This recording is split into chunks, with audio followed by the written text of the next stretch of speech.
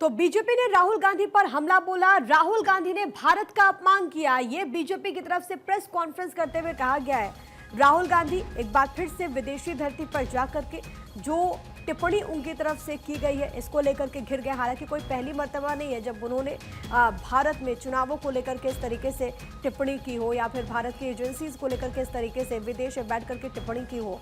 इससे पहले भी राहुल गांधी की तरफ से जो टिप्पणी की गई है उसको लेकर के बीजेपी हमलावर रही है। और अब संबित पात्रा ने राहुल गांधी के हालिया स्टेटमेंट को लेकर के क्या कुछ कहा वो आपको सुनवाते हैं।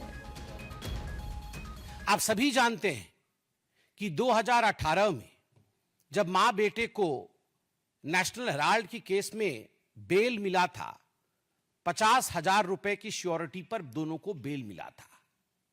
और जब यह बेल मिला था उस समय एक जश्न भ्रष्टाचार बैंड बाजा के साथ मां बेटे बेल पाकर कोर्ट से अपने ऑफिस तक गए थे।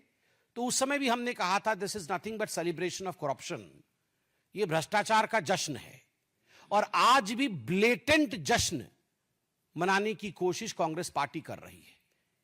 मैं एजेएल के पूरे डिटेल में नहीं जाने वाला हूं क्योंकि एजेएल और नेशनल हेराल्ड के केस को आप जानते हैं। हम लगभग अनेकों वर्षों से इसको लोकतांत्रिक तरीके से जनता के सामने रख रहे हैं कि किस प्रकार से मां और बेटे सोनिया गांधी और राहुल गांधी जी ने यंग इंडिया नामक एक कंपनी बनाई जिसके कि 76% के दोनों स्टेक होल्डर थे।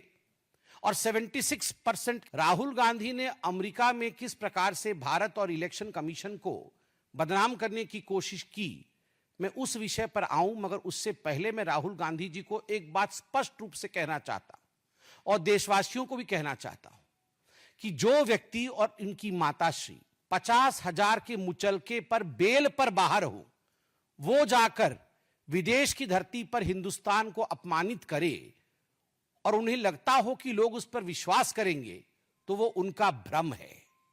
Those who are out on bail of 50,000 rupees, if they feel that they can destroy the image of this great democracy by speaking outside of this country, then they are totally on the wrong side of the line. Rahul Gandhi को लेकर के BJP प्रवक्ता शहजाद पूनावाला ने क्या कुछ कहा वो भी आपको सुनवा देते हैं।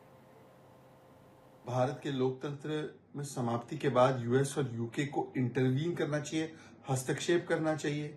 जुडिशरी बिकी हुई है, जुडिशरी ठीक से काम नहीं कर रही है। ईसीआई पर सवाल खड़े करना, भारत की हर संस्था पर जाकर विदेशी धरती पर सवाल खड़े करना, सेना से प्रूफ मांगना विदेशी धरती से, ये दिखाता है कि कुछ लोग मोदी विरोध करते करते अब भारत के विरोध में उतर आए हैं और वो भी विदेशी धरती पर इस प्रकार की जुबान बोलते हैं। पूरी दुनिया भारत की इलेक्शन कमीशन और इलेक्शन प्रोसेस की वाहवाही कर रही है। अभी हमने अमेरिका में भी देखा, पूरी दुनिया में देखा।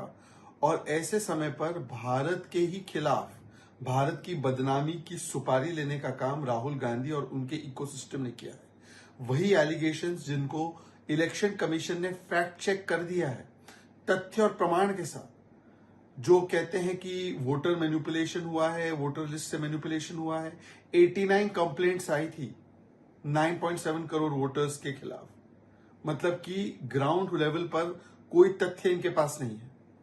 सारे जो क्लेम्स बस्ट कर दिए गए हैं इलेक्शन कमीशन के द्वारा, उनको केवल विदेशी धरती पर जाकर फिर से उठाना ताकि भारत की संस्थाओं के खिलाफ संशय, डाउट पैदा किया जा सके।